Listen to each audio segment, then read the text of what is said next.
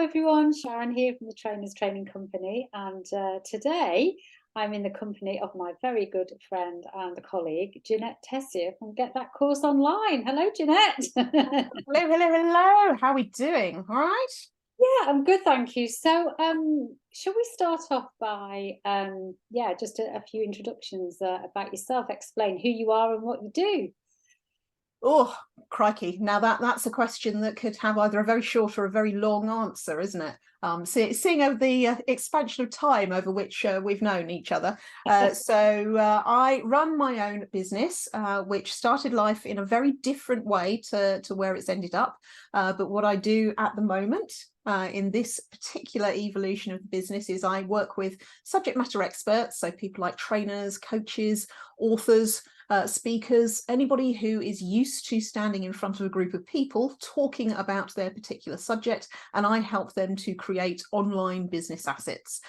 So a lot of that is online courses, could be websites, it could be all the collateral stuff that goes with that, videos, funnels, bit of brand work, that kind of thing. But the main stuff that people know me for is certainly in the training community, and trainer talk is online courses and websites. And I'm glad you mentioned Trainer Talk because you have been a member of the Trainer Talk community for a long time now, for many, many years. And during the course of that, you you were the first person who really kind of started talking about online courses and online training. And everybody just used to laugh at you, didn't they? Because they thought, what's she on about now? Trainer Talk is a much nicer community than that. They weren't just all, ha ha at me. You know what I mean? I do. It was commonly accepted that when anybody came up with a question, my answer was, it's online. And then what was the question? Yeah, for a long time, I was sort of waving this little online course flag and saying, guys, come on, you need to know about this stuff before you need to know about this stuff. Sometimes it did feel a little bit like pushing water uphill. But there were one or two very pioneering people that trusted me, and I'm pleased to say that they're doing very, very well with this stuff now. Of course, the big turnaround, as it was for a lot of people, was the pandemic. Then there were lots of people who suddenly had time to learn about this stuff. You suddenly became everybody's best friend. Absolutely, yeah, for sure. My feet didn't touch the ground that first year, but yeah, it's good. I mean, it's anything that helps people to understand how important this stuff is a good thing as far as I'm concerned. Not that I would wish a pandemic on anybody. Let's just put that one out there. However, I am pleased that for whatever reason, so many people decided that they wanted to know more. And I think actually, I mean, it was really interesting if you go right back to that time in 2020. You know, we had all these trainers in our Trainer Talk community who had been saying for years that they are, developing an online course was kind of on their to-do list, but was something that they kind of never got round to. All of a sudden it became top of their to-do list because frankly, if they didn't, then they wouldn't be working. That was the reality of it. So that was why, in a joking way, said that, you suddenly became everybody's best friend. You suddenly became in demand because, you were the person who, for a number of years, had really made it your business to acquire all this knowledge around, online training. Yeah. And I think we're at a situation now where we've kind of had all that, and people kind of really got themselves up to speed with it, and it would be so easy, I think, now for people to just kind of go, oh, we've done that, we're going to drop that, we don't need to do that anymore. But actually, what we're seeing now is that it's still really important, and probably even more than ever, for trainers to develop some kind of, to have that ability to create an online course and to have it in their kit bag. Yeah, absolutely. And I think it's important probably at this point to just make sure that people are aware of the way I know that you and I understand the different methods of delivery, and that's that there are three different ways of delivering. One is, of course, good old face-to-face, the bit that a lot of us as trainers grew up with, so to speak, and know and love, and have been into many different situations delivering our training that way. The second type of training was the one that lots of people got up to speed with very, very quickly during the pandemic, which was the use of Zoom for virtual live training. And face-to-face training and virtual live training are two things that are, from a design point of view, are actually very closely related. And then the third sort of point of the triangle, as I would describe it, is this concept of digital courses, or what I call online courses, but to just clarify and make clear, digital courses, pre-recorded courses, the sort where you have a video or several videos where somebody is taking you through something, but they're not live with you at the time. And I think just understanding that certainly it's something that I strongly believe in, and I know you do as well. Trainers today absolutely need to have skills in all three areas, and it would be very easy to assume that if you know how to do face-to-face training, or you know how to do virtual live training, that it's not that big of a leap to design online courses, digital courses.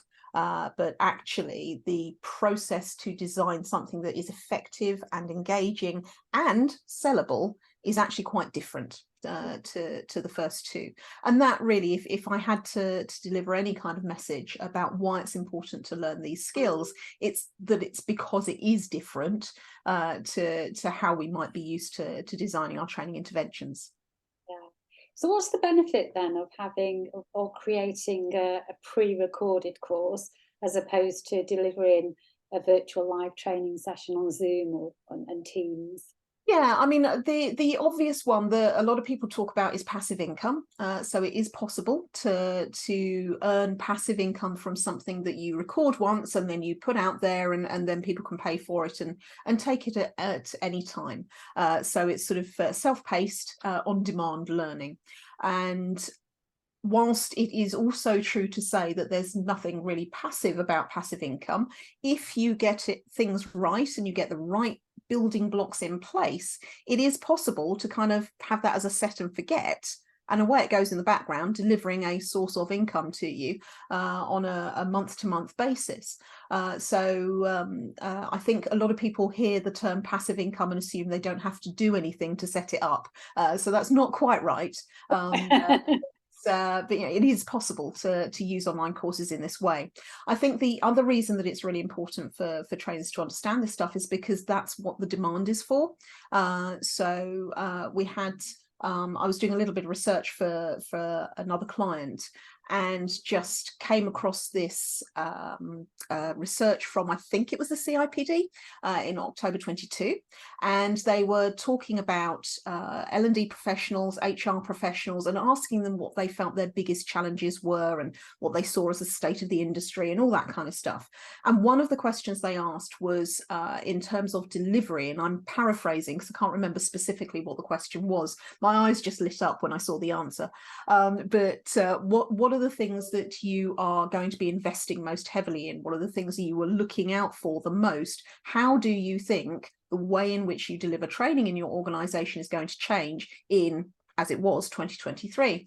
And by far the biggest answer was online courses, so self-paced, on-demand learning. So our clients are looking for this stuff. They are actively looking for these sorts of solutions. And that's why it's so important, I think, for trainers to understand how to do this stuff. I think as well, it's really important at this point to say, a lot of people, when I first started talking about online courses, jumped to the assumption that I was going to say to them, forget face-to-face, forget anything that's virtual live, although we didn't have that terminology at the time I was talking about it.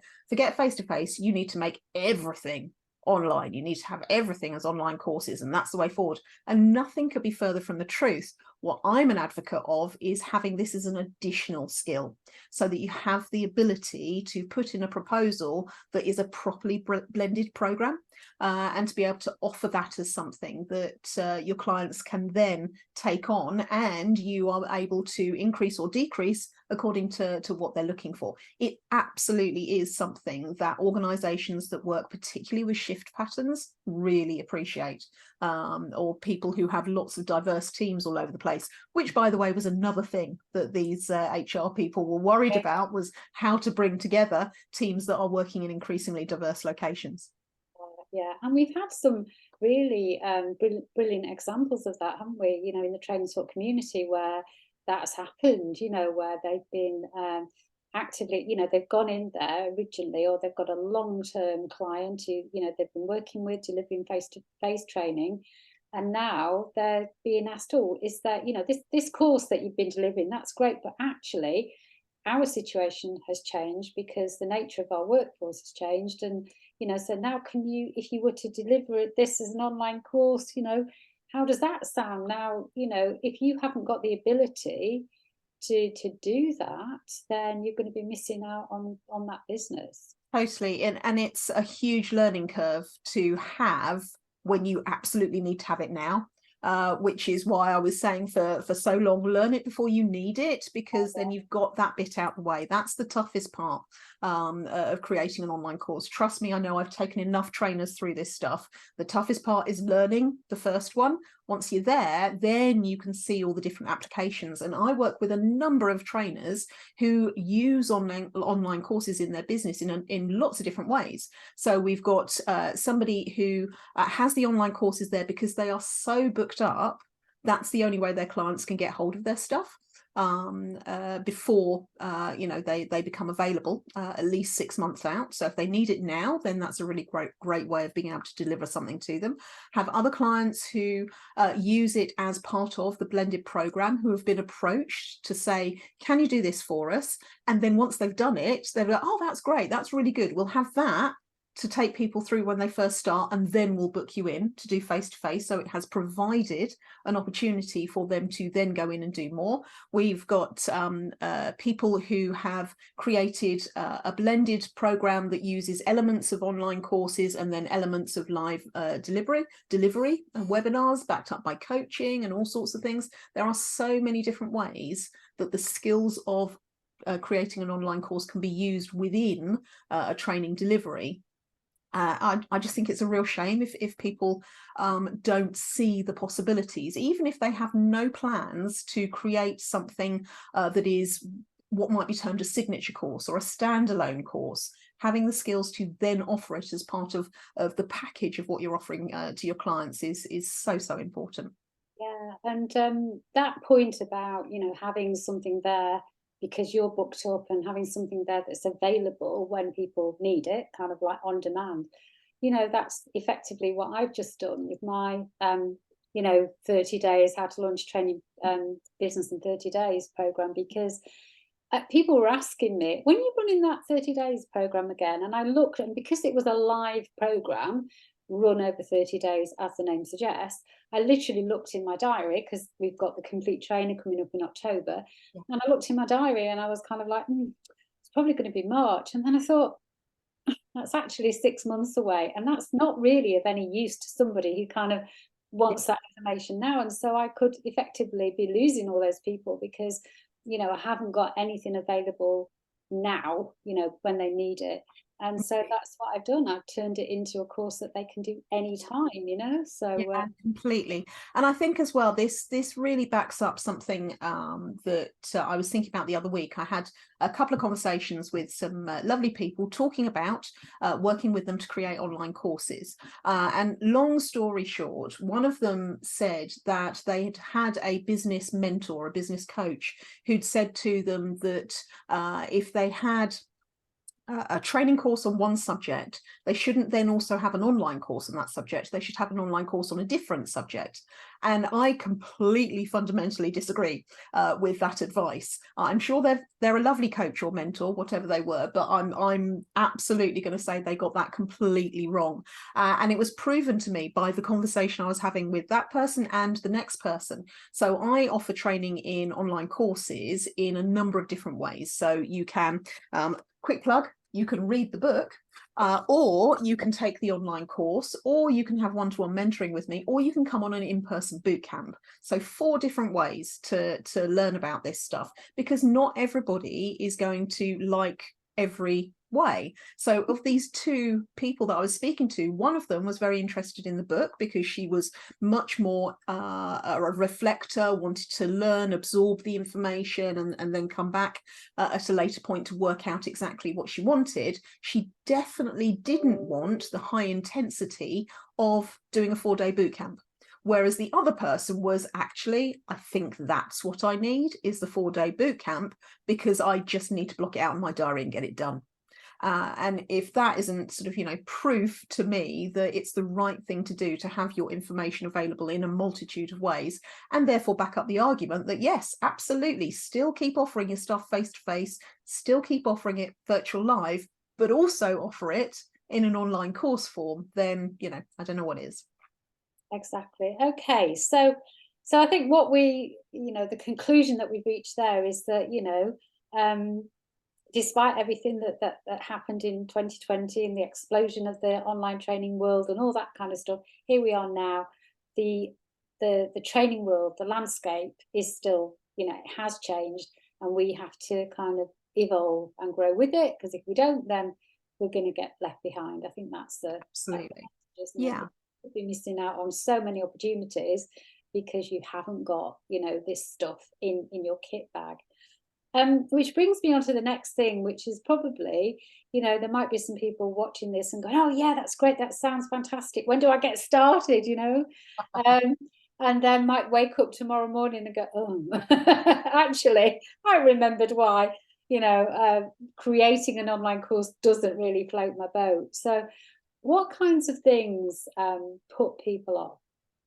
I think there are a number of things that people worry about when creating online courses. And what's really interesting to me is that the stuff that trainers traditionally worry about isn't actually the stuff that's going to trip them up. So if I can expand on that, having worked with several hundred trainers on creating online courses, I can tell you for sure that people worry about speaking to camera. And not because they don't have experience of doing it virtual live, but because it's a very different experience speaking to a camera when there's no audience, as you well know, as opposed to speaking to a webcam when you've got a Zoom room full of people or a Teams room full of people. So that's something that people worry about. People worry about the tech.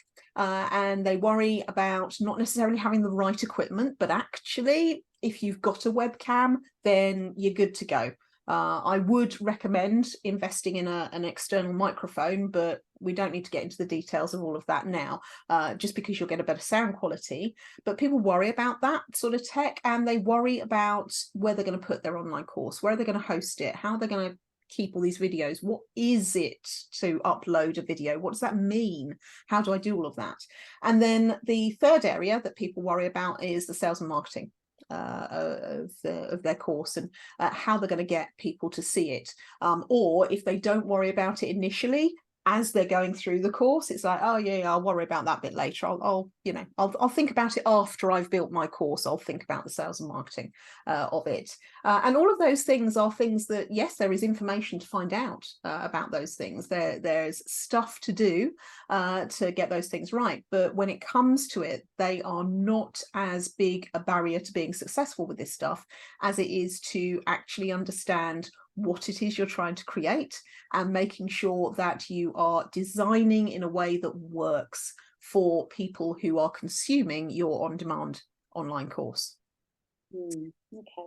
Yeah, that's interesting. And so what are the first things then that people should do if they're thinking about creating online course? So I think there are two ways of looking at this. The first way is to is if you are wanting to create an online course that is going to be something that you will sell as a standalone product on behalf of your business. And then the second way to think about it is if you just want to learn the skills of online course creation in order to add it into your portfolio of what you can offer clients. And certainly a lot of what I talk about is aimed at those people that might want to create something as a standalone product that they can offer into their clients. But the reason that I do it that way around is so that you've got the big learning that can then be translated into the smaller learning, if you like, which is creating something as part of a program for your clients. But, you know, I mean, that's just my choice. If somebody came to me and said, I'm not interested at all in learning how to create a standalone course, I just need to do this thing because the client's asked for it, we'd go through pretty much the same process, but we wouldn't start at exactly the same place. Because if you are creating something as a standalone product, the one thing you need to know more than anything else is that you're going to have an audience for it. You're going to have people that actually want what it is you're creating. And that's the best place to start, is to properly understand, who am I trying to target with this stuff and what is it they're looking for? Because you will never, ever have to work hard at selling something to somebody who is actively seeking the solution that you've got, right? Whereas so many people, so many course creators, not just trainers, just generally people creating an online course, jump straight into the assumption that they know what people want, they create it, and then they run around trying to find the people to sell it to. And that is by far the biggest mistake and the hardest thing to do. That really is pushing water uphill. Right. If somebody was looking at creating an online course because the client's asked for it, or as part of a package, a proposal that they're putting in, they've kind of already got the subject matter, unless they're creating something on spec, in which case you could also use an online course as a sort of a mini sample of the type of training that you deliver and your training style, and you could use that to send it out as what's called a lead magnet. So for anybody that's not aware, that's something that you send out with a view to enticing people in to want to know more about you. That's all it is, really. So you can use an online course to do that. But again, you have got to create something that people are actively looking for, because otherwise it becomes yeah, that's nice, I'll get to it when I get to it. Yeah, so important. It's kind of like doing the boring bit, I guess, first, isn't it? Kind of like doing that market research search, because if you don't, you know, there is so much time and effort and money, you know, potentially could go into creating an online course, and you know, and nobody might ever see it if you don't do that bit first, which would be a huge shame, and then it puts you off kind of creating anything in the future, because you go, well, I tried that and it kind of didn't work, and so you know that would really be a shame. And I guess the other thing as well, is just to kind of get started, because you know, I take what you say about do the research and all the rest of it. However, I think probably one of the other biggest mistakes that people make is just not to ever get started in the first place, and that everything has to be kind of so perfect. Yeah. Wait, you know, till they really understand that there is a need. They'll wait until they've got the perfect lighting. They'll wait till they've got the best camera. They'll wait till, you know, they've got the hair done up. I must admit that is me though. You know, it kind of, you know, all that thing. But yeah, a lot of that is just procrastination, isn't it? And putting things off. Because you've got to dip your toe in the water and get started. Yeah. That's the best thing that you can do. Yeah, for sure. And you know, getting started might be as simple as just recording something that is never going to see the light of day, but Yeah. getting used to recording to camera, which you can do with Zoom. So if you're used to speaking on Zoom, then just set up a Zoom meeting for yourself and record something. And it's going to feel awkward as all get out to begin with, but the more you do it, the more simple and easy it becomes. And you know, if you have seen any of my online courses, my wish is to absolutely not put anybody off, and I'm not holding myself up as a pillar of perfection at all, because perfection doesn't exist in online course creation or in anything really. But what I would say is, don't look at somebody that's been doing this for a long time and expect to be at that level immediately. It's a new skill. It is a brand new skill that you're learning. So when was the last time you started something new, you tried a new skill and you were perfect straight away? You were a genius at it straight away. You're an expert straight away. You won't. You absolutely won't. But somehow when we become adults and after a period of time, we forget that we need to give ourselves a bit of a break, and you know, we are going to need to learn how to do this stuff. I very often say to people when they first learn online course creation with me, and particularly on the boot camp, even though we will give them a specific product, we'll talk about what that product should be and talk about what the subject of the online course should be, the very first time they create an online course is less about the online course they're creating and much more about learning how to create an online course. And that's the way you've got to look at it, because otherwise, you, like you say, you'll never get started because you're expecting perfection straight away, and it just doesn't happen. Really doesn't happen. It is the practice. I mean, in the you know, the How to Launch a Training Business in 30 Days course, in the old version, when I used to run it live in a Facebook group, you know, I'd give people, I'd deliver the lesson every day. And then I'd give people a task to complete to apply what they'd been learning to their own business. And I said to them, you know, they didn't know this before they signed up for the course, but, you know, I said to them, you know, post your answer as a piece of text in the Facebook group, or if you like, because we're in a Facebook group, you can share your answer as a Facebook Live. And, you know, when I first said that, people were kind of going, oh, no, I can't do that. And I was like, just try it, just try it. And honestly, by the end of the course, not only were people doing it every day, but they were actually enjoying it. And they were so much better than they were at the start because, you know, they've been doing it every day for 30 days and they just didn't even think about it anymore. So, you know, it really is proof that it is that practice. You know, yes, it might feel a bit weird to begin with, but, you know, practice, practice, practice, and you'll just get just so much more comfortable with it. And then off you go. Yeah, absolutely right. Absolutely right.